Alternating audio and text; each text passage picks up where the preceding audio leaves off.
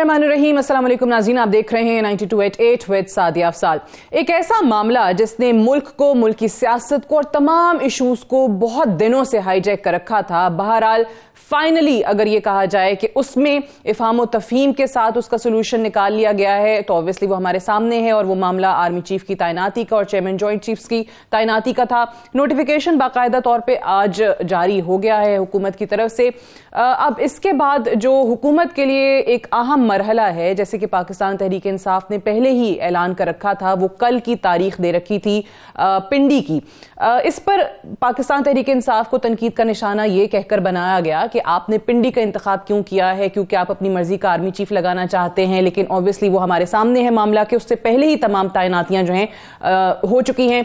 अब कल जो पाकिस्तान तहरीक इंसाफ का पिंडी का जलसा है उसमें उनका एक ही मुतालबा है, जो कि पाकिस्तान तहरीक इंसाफ के तमाम रहनुमा और खुद साबिक वजीर आज़म इमरान खान साहब आपको कहते सुनाई देते हैं, और वो ये कि हमें अर्ली इलेक्शंस चाहिए, हमें इस हुकूमत से निजात चाहिए।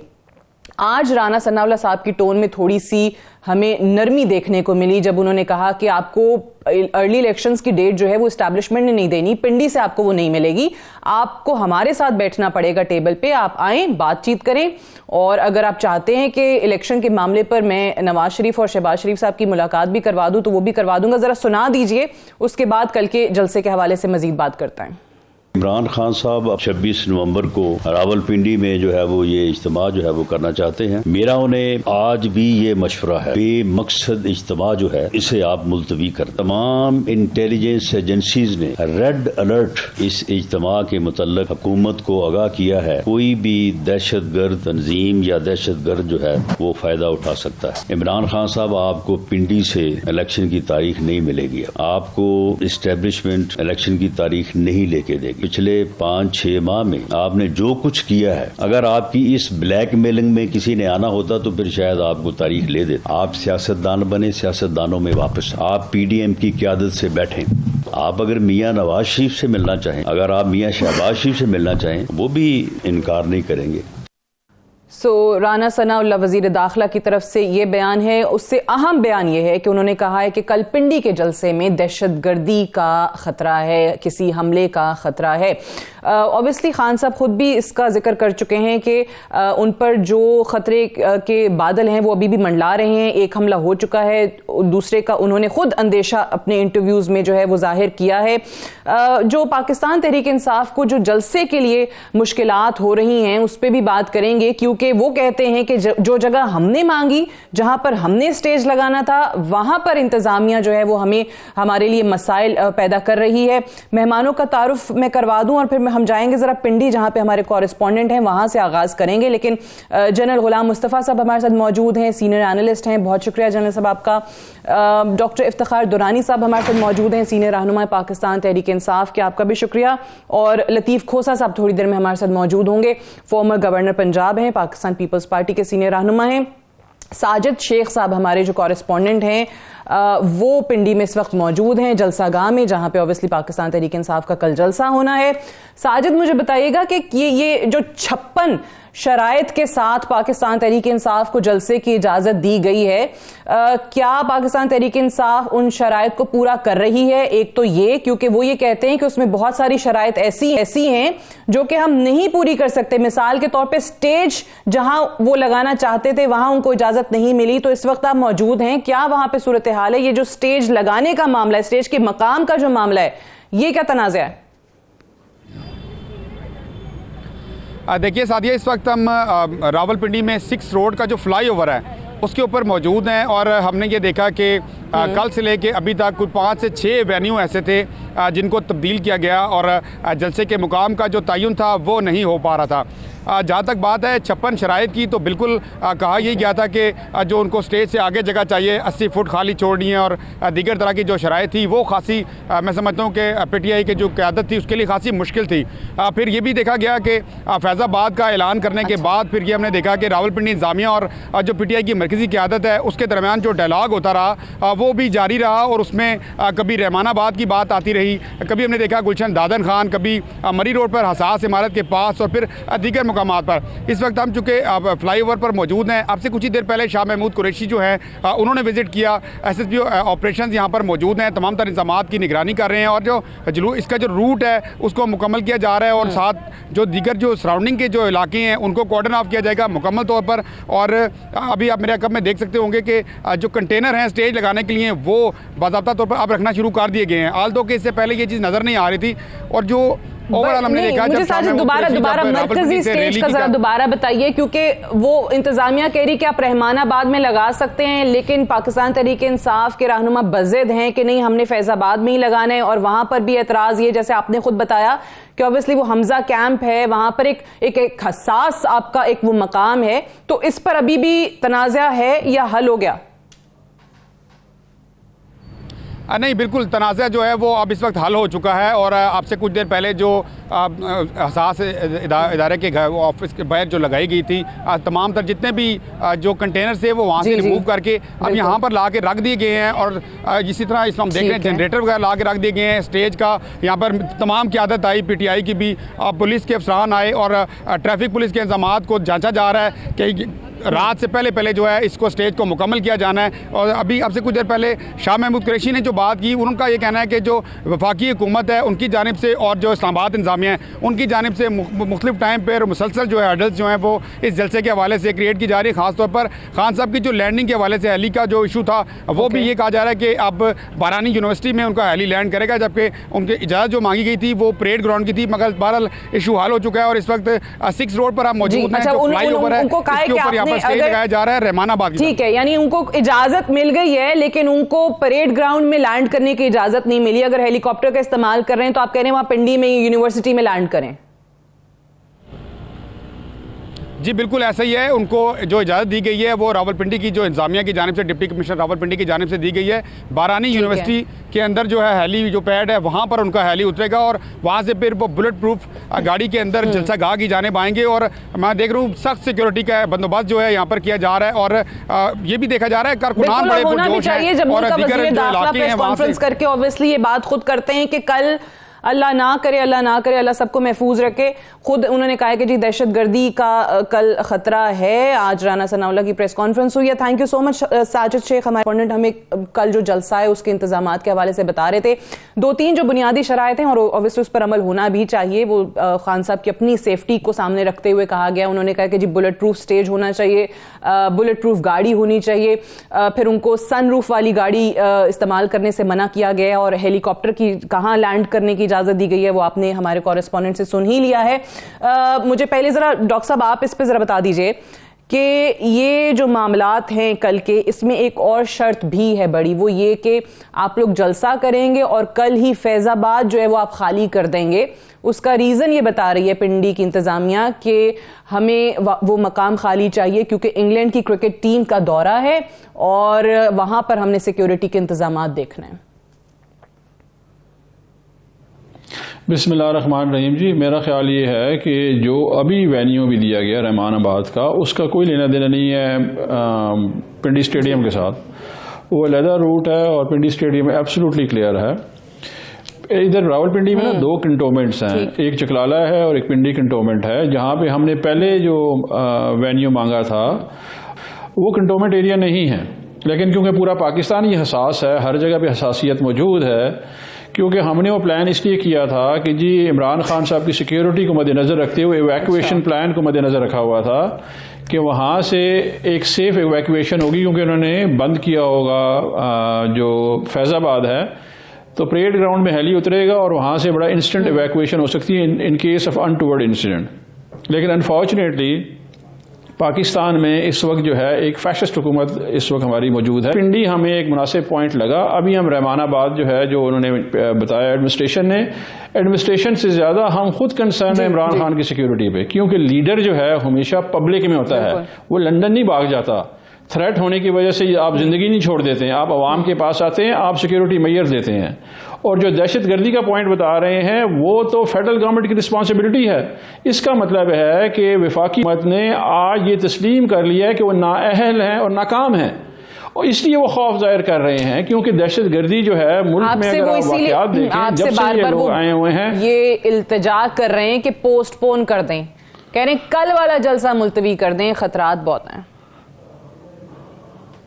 नहीं, खतरात तो बड़े हैं, हम तो पाकिस्तान को रोक दें फिर घरों में बैठना शुरू कर दें। ये हुकूमत का काम है, ये उनकी रिस्पॉन्सिबिलिटी है। अगर वो ये नहीं कर सकते वो रिजाइन करके घर जाएं। वैसे भी तो हमें पता है इनका जाती मकसद के लिए लोग आए हुए थे, वो केसेस खत्म हो गए हैं, नायब लॉ अमेंड हो गए हैं, इन्होंने पैसे खा लिए हैं और सारा जो उन्होंने करना था प्लान रजीम चेंज का इम्प्लीमेंट हो चुका है।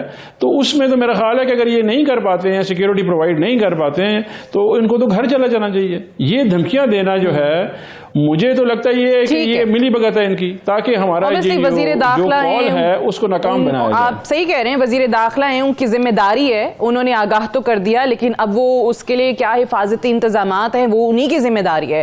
आप कह रहे हैं कि इस चीज से सिर्फ और सिर्फ कह देना कि मुलतवी कर दें, बात नहीं बनेगी, उन्होंने करना है। ठीक है, ठीक है। नहीं सादिया, अगर इन लोगों को जरा भर इमरान खान की फिक्र होती या कंसर्न होता, ये शख्स जो वजीर दाखिला है सबसे पहले कहता कि जी आपको हम फैसिलिटेट करेंगे।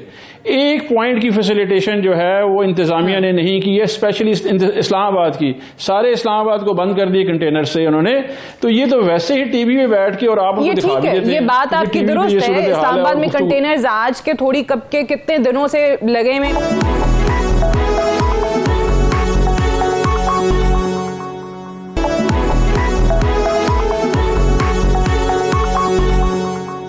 जनरल साहब, वजीर दाखिला के स्टेटमेंट पे बता दीजिए जो कि कह रहे हैं पीटीआई को कि कल का जलसा मुलतवी कर दें, दहशतगर्दी का खतरा है।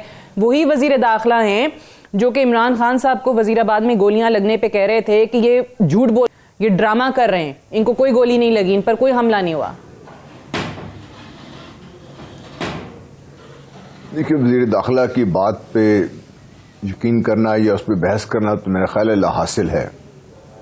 बदकिस्मती ये है कि पीडीएम की हुकूमत के बाकी तमाम मसाइल के अलावा ऐसे शख्स को वजीर दाखिला लगा दिया जिसको फेडरल हुकूमत ने, जो पूरी पाकिस्तान के वजीर दाखिला हैं, जिनको बात करने का सलीका या तरीका उनका बहुत ही अग्रेसिव भी है और बड़े टॉन्टिंग भी होता है। ये वज़रा को ये ज़ेब नहीं देता, खासतौर वजीर दाखिला जो मुल्क की सिक्योरिटी की जिम्मेदारी जिनके सर पे है।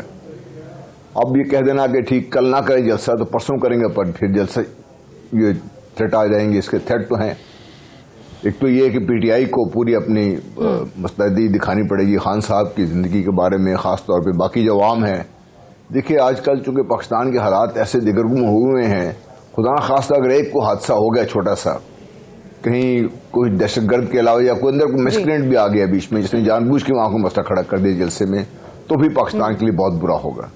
ऑलरेडी अगर आपको याद हो, पिछले दिनों बिलावल साहब ने एक स्टेटमेंट दी थी कि सिस्टम चल ही नहीं रहा, सिस्टम ऑलरेडी एक स्टैंड स्टिल पर है। हम जिस तरह आपने कहा इंट्रो में कि भाई हम काफी देर तो इसमें फंसे रहे कि चीफ बनेगा नहीं बनेगा, कौन बनेगा, हालांकि उससे चीफ बन जाने से, नए चीफ के आ जाने से मजे की बात है जनरल साहब यही होता है। ऐसे लगता है कि मुल्क में और इश्यूज खत्म हो गए, बस ये इशू है कि आर्मी चीफ कौन बनेगा। अब कल सबने सुख का सांस लिया कि चलो भाई ये तो हो गया, अब रियल इश्यूज पे आ जाएं, जरा बात कर लें उस पे। तो रियल इश्यूज पे तो बात करते नहीं ना, ये रियल इश्यूज तो पाकिस्तान के से बहुत ज्यादा सीरियस हैं। अब चले चीफ को मुकर्रर हो गए, कल उसके बाद से क्या हो रहा है पाकिस्तान के लिए? महंगाई का देख लें आप क्या हाल है, इन्फ्लेशन कहां पे पहुंची हुई है आप देख लीजिए, आपके रिजर्व्स कहां पहुंच चुके हुए हैं। Pakistan actually staying into default. जितने भी माशी माहरीन हैं जो आपको वार्न कर रहे हैं बाद में, उसके लिए तो हमें कोई मकसूबा नजर नहीं आया कभी आज तक। हुकूमत ने कुछ सीरियसली बात भी कोई नहीं की इस मसले पर। वो आज आके सिर्फ इन चीजों पर आके फंस के रह गए हैं। दूसरे पीटीआई को भी मैं ये बड़ा जरूरी है समझना कि इन हालात में जो भी वो काम कर रहे हैं, ठीक है, उनका हक है, एक सियासी जमात है, ये एहतजाज उनका हक है, पुरअमन एहतजाज उनका हक है और होना चाहिए, यही जमहूरियत का नाम है। बेसिकली फंस कहां पे रह गए पाकिस्तान की सियासत? मुझे भी समझ नहीं आई कि हम ये क्यों रियलाइज नहीं कर रहे कि जब ये सिस्टम नहीं चल रहा, जब इनका अपना वजीर खारजा ये कह रहा है, तो सिस्टम को कैसे चलाएंगे ये लोग? सिस्टम को चलाने के लिए जमहूरियत में देखिए जरिया है बातचीत, पूछ लेते हैं। अब बातचीत करने के लिए जी ठीक है, बिल्कुल,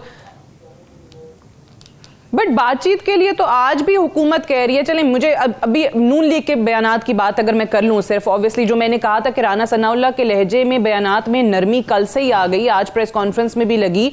मुझे याद है कि इन्हीं लोगों के बयानात ये आते थे कि जी खान साहब होते कौन है, हम इनसे बात करें, पीटीआई है कौन, इनको हमने फेस सेविंग नहीं देनी है, इनसे बात नहीं करनी है। ये भी खबरें आई कि जी नवाज शरीफ साहब की लंदन से हिदायत आ गई कि बिल्कुल बात मत करना। आज वही राना सनाउल्लाह साहब कह रहे हैं इमरान खान साहब को कि आइए पार्लियामान में बैठिए, नवाज शरीफ शहबाज शरीफ से भी मुलाकात कराने में मैं आपकी मदद कर दूंगा, वो भी आपको इनकार नहीं करेंगे मिलने पे। लेकिन coming back to what you said, मैं खोसा साहब से पूछ लेती हूँ। खोसा साहब, बिलावल साहब का इन्होंने बिलावल साहब को कोट किया ये कहकर कि जिस सिस्टम नहीं चल रहा, सिस्टम क्यों नहीं चल रहा और सिस्टम को कैसे आगे चलाएंगे? क्या जब पीटीआई या इमरान खान साहब ये कहते हैं कि सिर्फ और सिर्फ वाहिद हल इलेक्शंस करवा देना है तो वो गलत है? इलेक्शन तो होना ही होना है। ये चलें, आप अगस्त में नहीं, अगस्त से शुरुआत नहीं होगी, अगर 1-2 महीना आगे पीछे के चाहते हैं तो ये बात करेंगे ना। इलेक्शन कैसे होगा? अगर ये संजीदा वाकई है कि इलेक्शन इसका हल है तो शुरुआत करें, बिस्मिल्लाह करें, पंजाब असेंबली को तोड़ें। इनका अपना चीफ मिनिस्टर है, एक एडवाइस की मार है, केपीके इन्हीं का अपना है, एक वजीर आला साहब एक एडवाइस भेज दें गवर्नर को, वो असेंबली टूट जाएगी। आप शुरू करें, बिस्मिल्लाह करें, आप देखें। आप तो इनकी पंजाब हुकूमत गिराने लगे। जरदारी साहब सुने लाहौर मिशन पे पहुंचने वाले हैं। नहीं, मिशन में तो हमने बैठना ही बैठना है। जरदारी साहब ने, मेरी जरदारी साहब से मुलाकात हुई है लंबी, क्योंकि हमें तंजीमें नौ करनी है पंजाब सारे में, और यकीनन वो तो आके बैठना ही है। अब इन्होंने 29 के बाद आगे बैठेंगे। लेकिन देखें जमहूरियत कैसे चलती है, रियासत कैसे चलती है।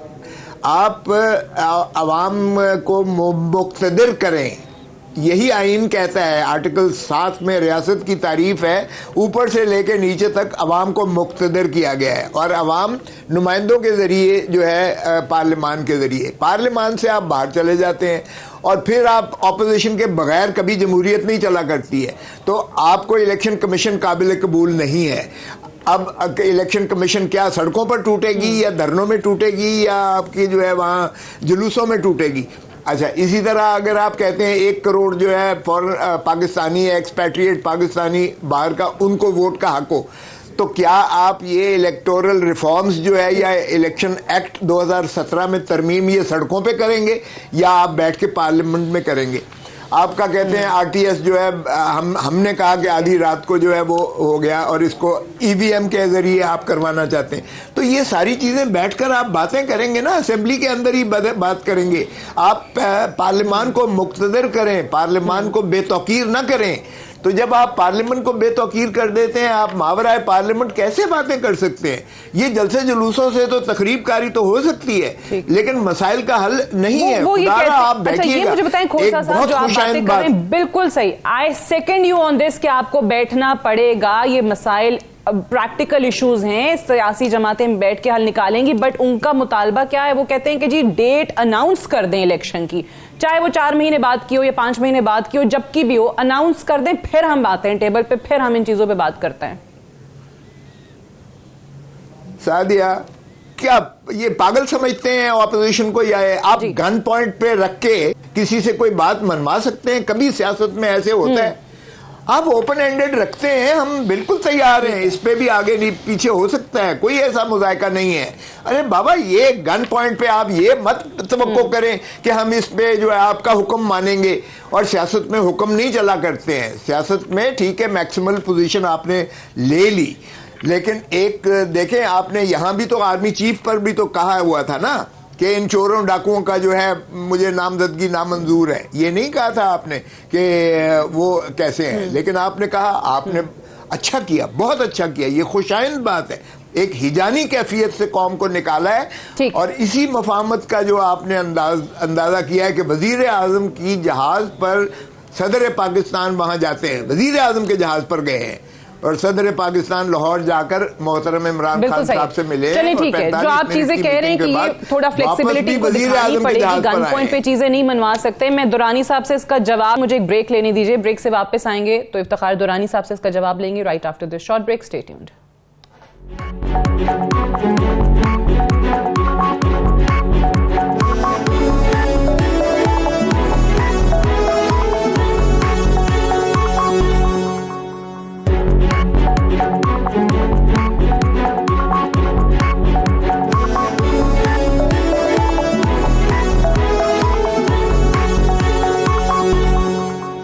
वेलकम बैक प्रोग्राम में एक बार फिर से खुशामदीद। पाकिस्तान के इंतखाबात में जो धांधली के इल्जामात लगते आए हैं वो कोई नए नहीं है। हारने वाली जमातों की तरफ से, हारने वाले उम्मीदवारों की तरफ से हमेशा रिगिंग के इल्जामात लगे हैं।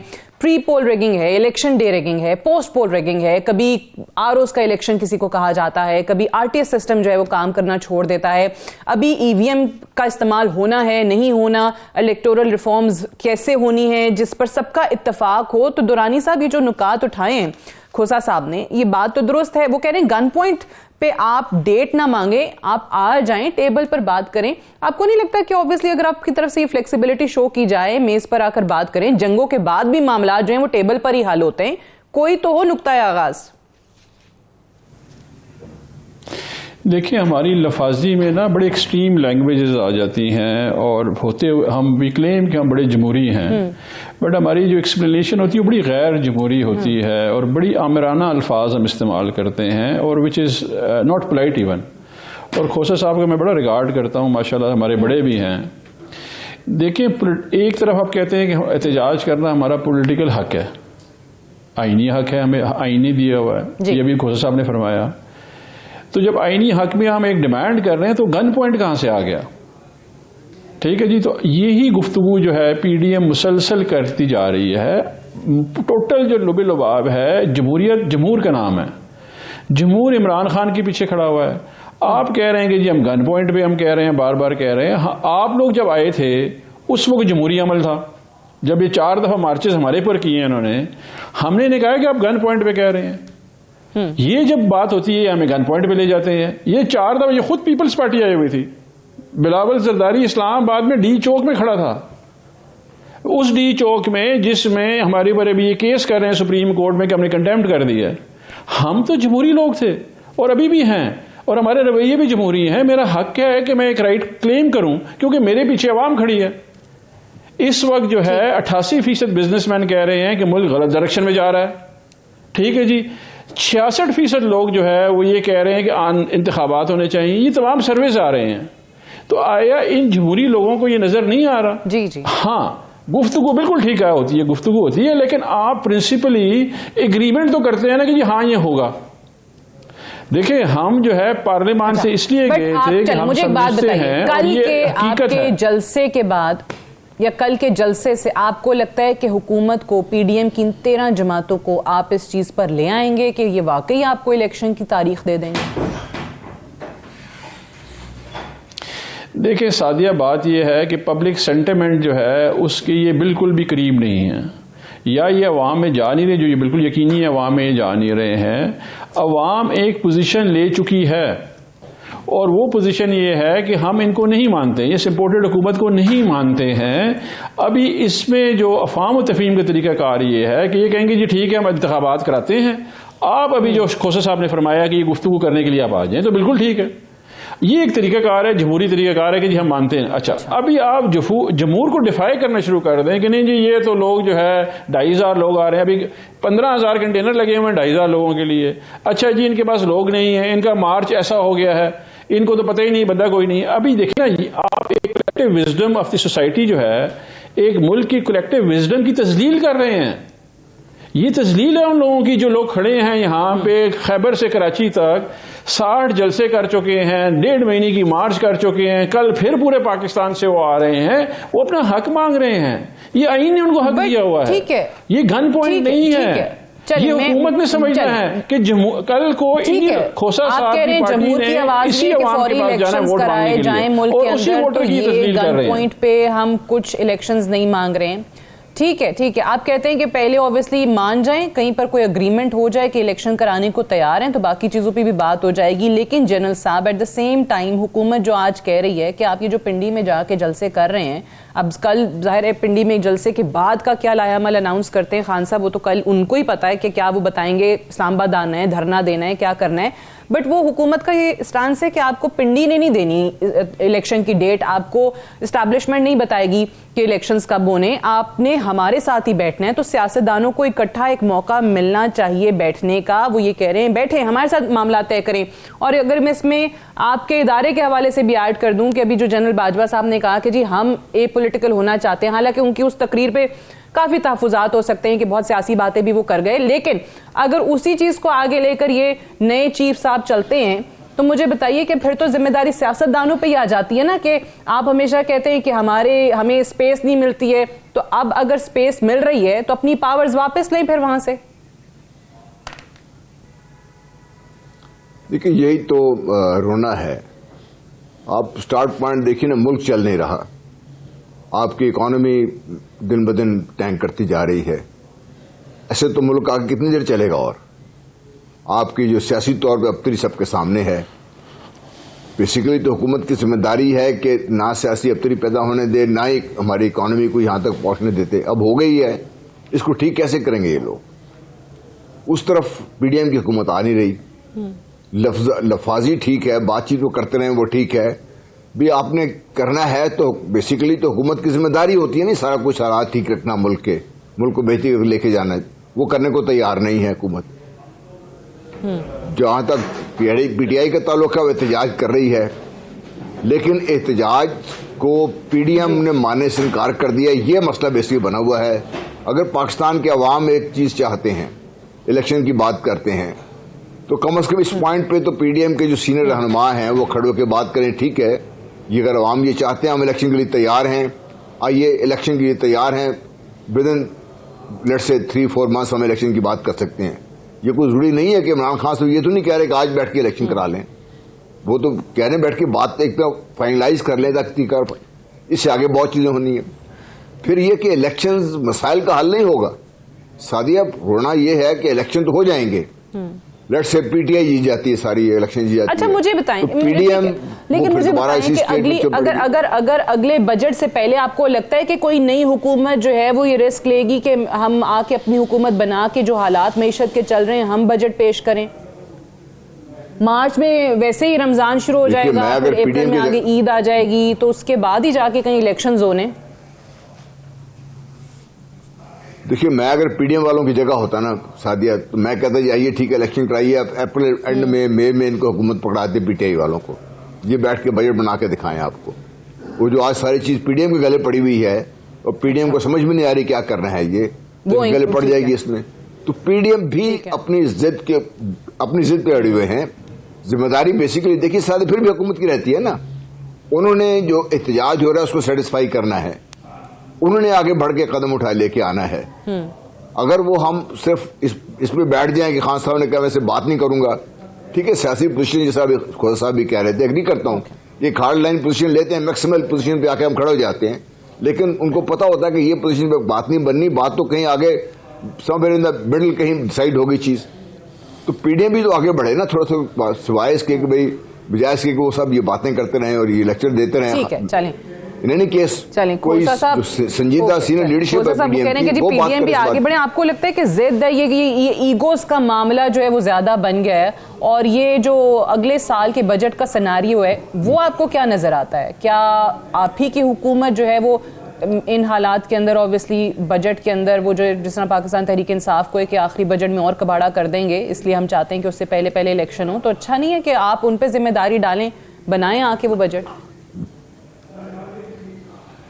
देखें सादिया, अगर तो मैं पाकिस्तान की लिए ना सोचूं और मैं अपना पॉलिटिकल कैपिटल के लिए सोचूं, तो मैं जनरल साहब की बात से बिल्कुल मुत्तफिक हूं कि बिल्कुल आज ही छोड़ के इनको कहें ये लो पकड़ो, और फिर पाकिस्तान तबाही के दहाने पर पहले ही जा चुका है और मज़ीद जो है मुआशी दलदल में चला जाएगा, जहां हमारे पहले ही 50% पाकिस्तानी जो है गुर्बत की दहलीज से नीचे चले गए हैं।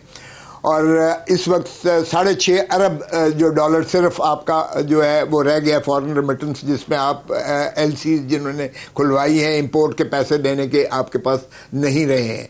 और मुझे बताएं कि अगर ये ऐसी अगर ये वाकई संजीदा है मोहतरम इमरान खान साहब इलेक्शन करवाने पे, इलेक्शन कमीशन को कौन ये इस इलेक्शन कमीशन को तो ये मानते नहीं है। अच्छा कल को केयर टेकर बनती है, केयर टेकर को ये नहीं मानेंगे क्योंकि केयर टेकर में तो लीडर ऑफ द हाउस और लीडर ऑफ द ऑपोजिशन है। अब ये कहेंगे जी लीडर ऑफ द ऑपोजिशन तो फ्रेंडली ऑपोजिशन है, वो अगरचे पीटीआई का है, राजा रियाज साहब, मैं मानता हूं बिल्कुल वो राजा रियाज साहब फ्रेंडली ऑपोजिशन है, तो ऑपोजिशन है ही नहीं कौमी असेंबली में, तो लीडर ऑफ द हाउस ही फिर बनाएगा और उसको जो है अंगूठा या कनकर करेगा लीडर ऑफ द ऑपोजिशन। ये फिर कहेंगे ये मुझे काबिल कबूल नहीं है।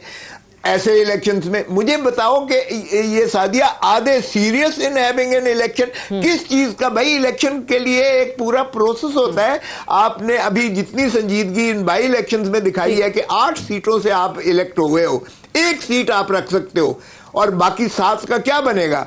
आप एक इलेक्शन पे पता है कितना खर्चा होता है? एक हल्के के इलेक्शन पर कितना खर्चा होता है? ये कौम पर इतना अजाब डालने की कोशिश क्यों कर रहे हैं? ये कहते हैं कौम ने फैसला कर लिया, कौम ने फैसला कर लिया। अरे भाई कौम ने क्या फैसला किया है? आप फिर ऐसा करें कि एक दिन इलेक्शन होता है, महीने के बाद जुलूस ले आए और कहें जी ये मैं नहीं चलने देता इसे, तो फिर रियासत तो चल नहीं सकेगी। फिर आइन की क्या जरूरत है? इमरानी मुआहदा जो आइन है, जो 5 साल के लिए आपको अख्तियार देता है, जिसने अदम एतमाद की एक तहरीक को आइनी तरीका रखा हुआ है, उस पर फिर क्यों आप अमल करते हैं? आप तो कोलिशन में थे, आपके वोट से तो इमरान खान को नहीं हटाया गया। इमरान खान साहब को जो नो कॉन्फिडेंस के जरिए हटाया गया है, वो इनके अपने कोलिशन पार्टनर्स जो थे इनसे टूट कर उन्होंने जो है इनके खिलाफ वोट दिए हैं और इसलिए मोहतरम इमरान खान साहब को अदम एतमाद के जरिए फारिग किया गया। चलिए, लेकिन ऑब्वियसली इस वक्त ज्यादा जिम्मेदारी जो है वो वाकई हमारे सियासतदानों पर, सियासी जमातों पर आयद होती हैं। जो भी हुकूमतें बनती रही या सियासी जमातें, उनको हमेशा यही डर होता था कि जी हुकूमत में आएंगे तो फिर पता नहीं हमें चलने दिया जाएगा नहीं दिया जाएगा। सब जो है वो एस्टैब्लिशमेंट की तरफ नजरें लगाकर बैठे होते थे कि जी हमने उनकी गुड बुक्स के अंदर रहना है। अब वो इदारा जो है वो खुद आगे बढ़ के कह रहा है कि हमने तय कर लिया है कि हमने सियासत में नहीं आना, हमने ए पॉलिटिकल रहना है। तो अब सियासतदान दिखाएं अपना इतना जोर पकड़ें, दम दिखाएं कि वाकई फिर अपनी स्पेस, जो कहते थे कि एस्टैब्लिशमेंट जो है वो हमारी स्पेस ले लेती है, हमारे डोमेन में आ जाती है, तो वापस अपनी पावर्स लें। और जब तक सियासतदान खुद इकट्ठे नहीं होंगे, फिर भी नजरें कहीं और होंगी कि हमारे मामलात जो हैं, हमारा जो तस्फिया करा दें, कोई झगड़ा हो रहा है तो कोई मुज़ाकरात में भी वो आगे हमें आके बिठा दें, तो दिस इज रॉन्ग। मुझे दुरानी साहब से इसका जवाब लेना है एक ब्रेक के बाद।